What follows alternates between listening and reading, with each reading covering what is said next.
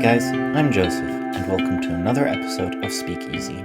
Today, we are going to look at what rebuttal is, how to rebut, show you an analogy of where you can attack arguments, and give you a few important things to keep in mind so that you know how you can use rebuttal to win debates. So, what is rebuttal? Rebuttal is not really all that different from arguments. It only differs in its goals. Where arguments try to convince someone that something is true, rebuttal aims to convince people that something a different speaker said, or is likely to say later in the debate, is not true. Let's be a little less theoretical about this and be more practical instead. Often, it will be enough to refute an individual element of an argument for it to collapse in its entirety. Do you remember all the parts of an argument? Think of Sexy from episode 2. An argument has a statement, some explanations and examples, and finally a conclusion. With rebuttal, you can attack any or all of these parts of an argument. Let's go over each element one by one. Let's start by attacking the premise or statement. If you prove that the statement is fundamentally untrue always and can never be proven, then it doesn't matter how many explanations and examples the other side has provided. You have proven that their argument can never be true, therefore the argument falls, as the consequence it claims does not arise from the motion. Next, let's attack the examples, or, better yet, the explanations. You could show that the explanations and examples are untrue, meaning that for the specific purposes of this debate, the team which you refuted should just not receive any credit for their argument, because without the logic standing, it is an assertion which could theoretically be true, but isn't persuasive. I want to make an important PSA at this point. 9 times out of 10, attacking another team's examples is both inefficient and can be left out. The only exception to this rule of thumb that I can think of is that if a team only uses examples to prove their argument. In that specific scenario, I recommend that you do 2 things. First, point out the only proof for their claim is said example. Second, either show that the example they give does not relate to the debate at hand, or provide examples to the contrary, thereby making the overall argument of the other side assertive and their argument unpersuasive. Finally, you could rebut the conclusion or impact of the argument, which then makes the argument potentially true, but given that it doesn't matter, according to your rebuttal, it won't matter if it's true.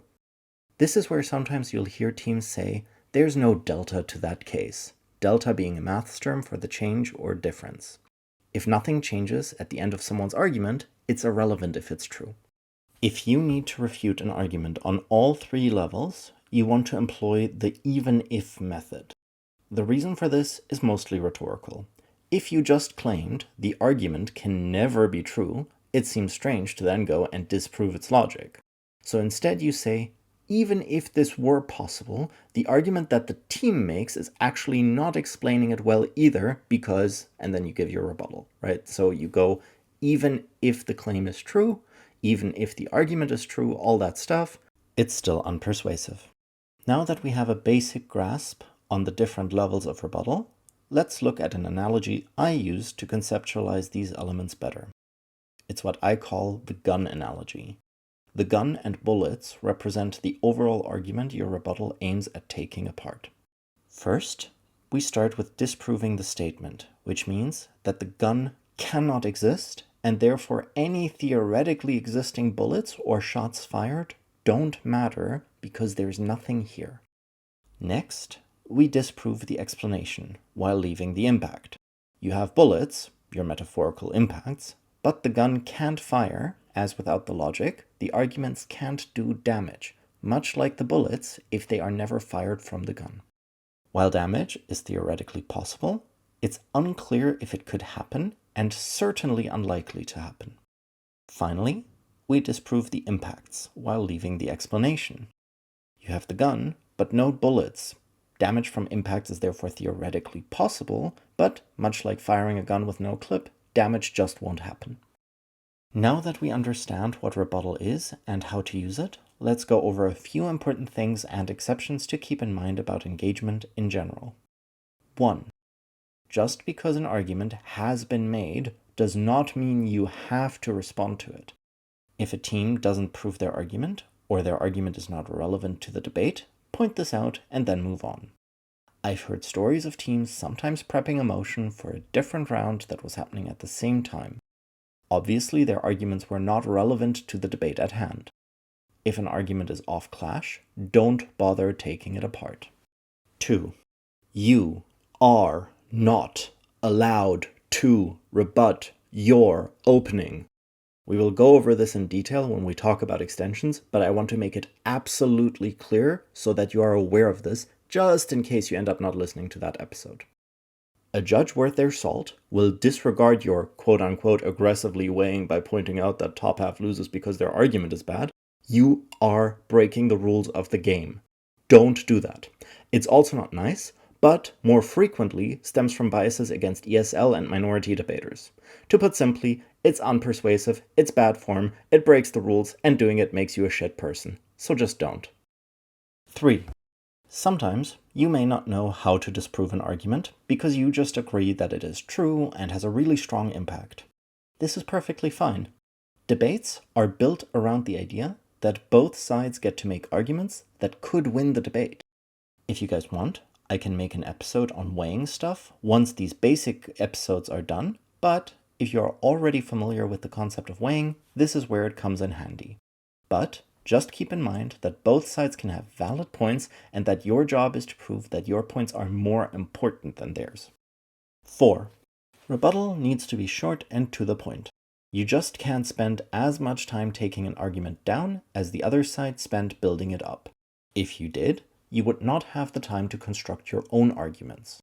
To be efficient, you want to get good at summarizing the other side's argument and focusing your rebuttal on the specific aspects you feel are most important for their argument to work. Think of it kind of like attacking a knight in powerful armor, and you are trying to take them out with a little dagger. You wouldn't try to attack the metal plates, but rather the chinks in the armor where they're most vulnerable. This is how you should rebut as well. 5. Because rebuttal is not meaningfully different from arguments, it can be used to justify you winning the debate, especially in rounds where you are having a hard time thinking of new material when you are in the second half of the debate. This can come in handy as a means of winning that round. We will go over this in much detail when we discuss extensions, but I again want it to be said here already for those that only listen to this one. 6. If a team runs a very weak argument, say they only prove by example, this represents a golden opportunity for you to do the following. What you do is that you steelman their argument. For those not familiar, steelmanning is a conceptual play on the logical fallacy of strawmanning. Strawmanning means representing another person's argument as much weaker than it originally was, then refuting the weaker version you made up for them. On the flip side, steelmanning refers to presenting a stronger version of their argument that was made and refuting that stronger version instead. To do this, make sure that you first explain why the argument was weak. Point out why it doesn't stand currently, what's missing, standard rebuttal stuff.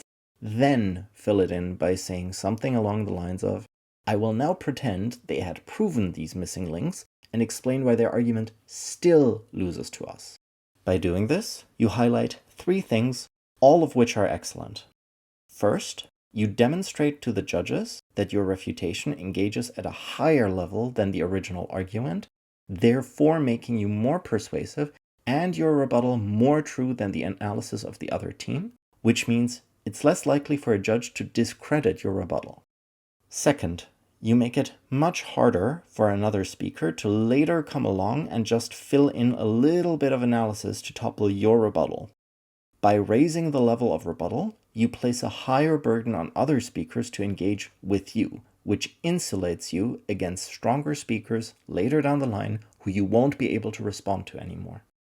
Third, you make sure that you don't accidentally misrepresent the other side's argument. When listening to other people speak, especially those we are actively supposed to disagree with, we have a tendency to listen with a less generous ear, not out of malice, but because we are stressed, want to win, etc.